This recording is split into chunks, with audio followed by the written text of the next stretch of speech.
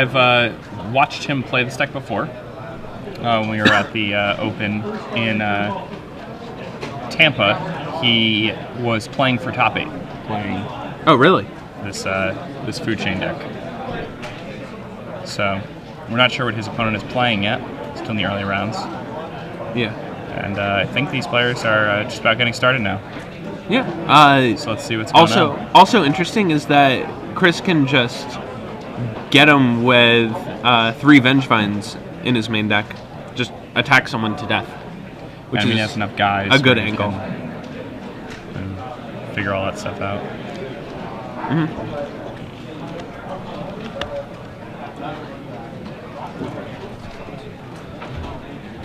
Okay.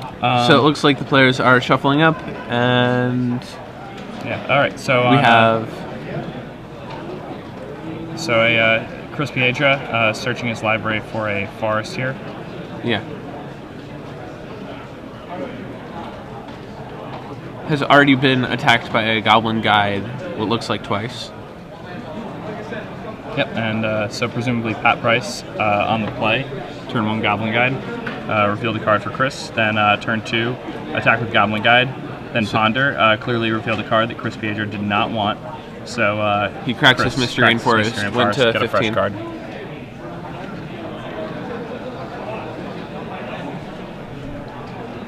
And Goblin Guide's so weird when opponents have Brainstorm. Yeah. We're just in a format with fetch lands. So, Goblin Guide, Arid Mesa, Ponder, pretty standard blue-red Delver setup. Yeah, Chris missing his second land drop kind of does not bode well for this game. Pat attacking with Goblin Guide, Chris going to reveal a Coiling Oracle. And Pat probably going to have a removal spell here for the Noble Hierarch. Yeah, just with all of his 1 mana burn spells, he's definitely going to light up the Noble Hierarch. Yep. And Chris will have no play on his next turn. Yeah, draws the dead Coiling Oracles, has to say go. Yeah, will be forced to pass the turn back to Pat. So Chris plays 18 lands, with 2 of them being Gaia's Cradle. So that's a pretty low number of lands. It's really low. Yeah, he has Brainstorm but no Ponder, Noble Hierarch, and 3 Llanowar Elves to sort of help out his mana base. But when he's stuck on 1 land, it can get really bad for him against a red deck that has any sort of pressure, like Pat is applying with Goblin Guide. Yeah, I mean, with only 16 lands that actually produce mana on turn 1.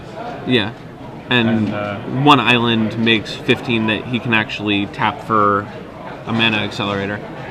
So Chris is going to pack this one in, move on to the next game. So game 1 for Pat Price. Very quick. Blue-red Delver deck. Blue-red Delver is one of those decks that has done pretty well on and off over the past few months. It's a weird deck to me because I feel like it's very similar to Rug Delver, but you're missing out on Tarmogoyf and Nimble Mongoose, which seem like which to me have always been the best cards in the mirror. Yeah. Tarmogoyf specifically, and against the Blue-red Delver deck, I feel like that's pretty good for the Rug Delver deck because you have Tarmogoyf and you have Nimble Mongoose. You have big green guys against this deck that's just trying to attack you with 2/2s, and when you have 3/3s and 4/5s, you win. Yeah. So, like you said, I think that the Rug deck is it's actually fairly close, right? Because the blue-red deck has a lot of burn, and it probably has like Price of Progress and things like that. Yeah, it has Price. It has like Chain Lightning, Lightning Bolt, and Snapcaster Mage to rebuy both. So it can go to the dome fairly early and close from a pretty decent range.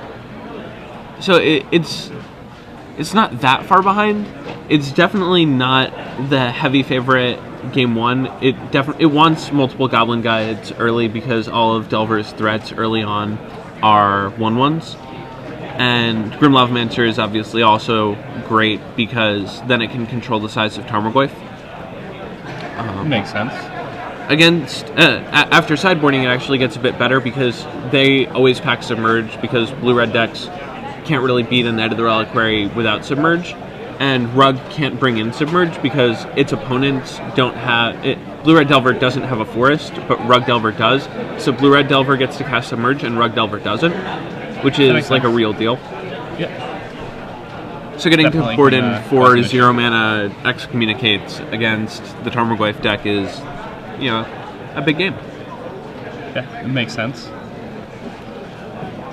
And Food Chain has been a card that has, you know, been awesome throughout the years.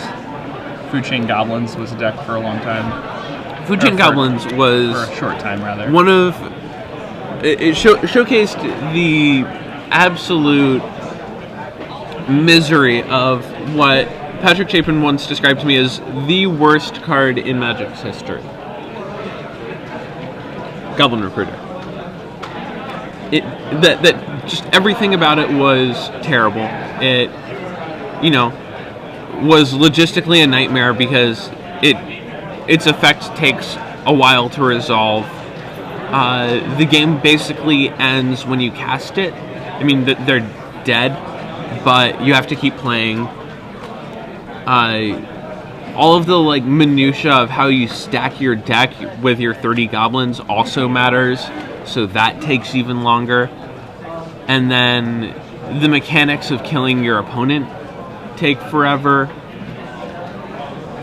It's not actually a creature, despite saying that it's a creature, so, you know, we can sacrifice to your it sort of tells a lie. Yeah. All right, but so it lies Chris to you Piedra about leads that. things off. He has a fetch land into a Llanowar Elves. Submerge in Pat Price's hand. This is not going to be good for Chris Piedra and his 1-drop mana accelerators. And Submerge really good to play on 1-drop mana accelerators. Yeah. I mean, the dream is to play it on a Dryad Arbor that someone Green Sun Zeniths for. I would Submerge here. Oh, definitely. Yeah, okay. I choose to do so. Especially when your deck like Blue-Red Delver. I mean, a Submerge there is like you're getting a free Stifle on somebody's land. Yeah.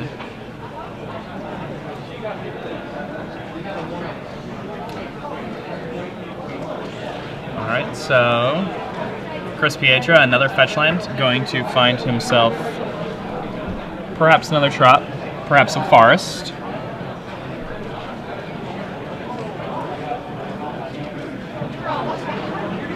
It's a Forest. And so Chris does play multiple Trops, but wants the Forest, either because he fears Wasteland or because he fears Price of Progress. Unclear yet which that is. Two solid reasons, you know, playing that. Very nice lands on Pat Price's side of the board. What are those, APAC? Yeah.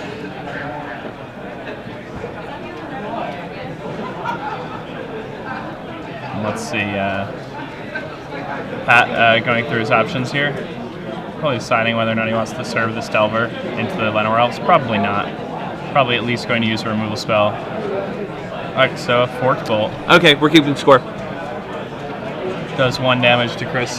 That counts as a whole point? Yeah, dude, that's way better than Chain Lightning.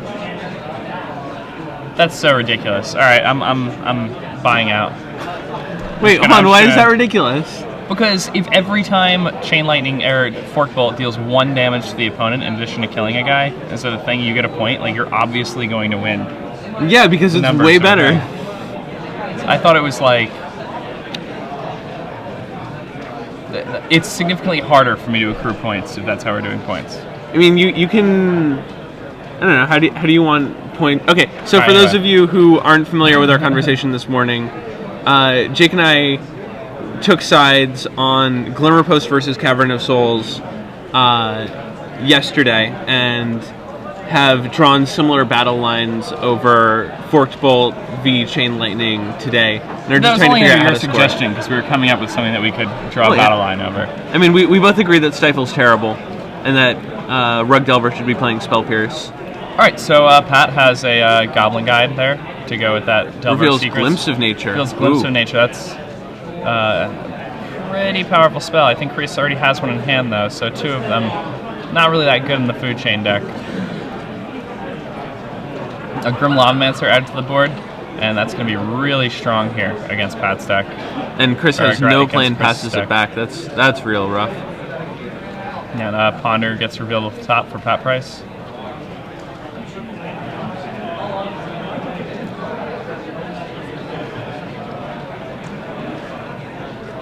And, yep, there we go with the Ponder.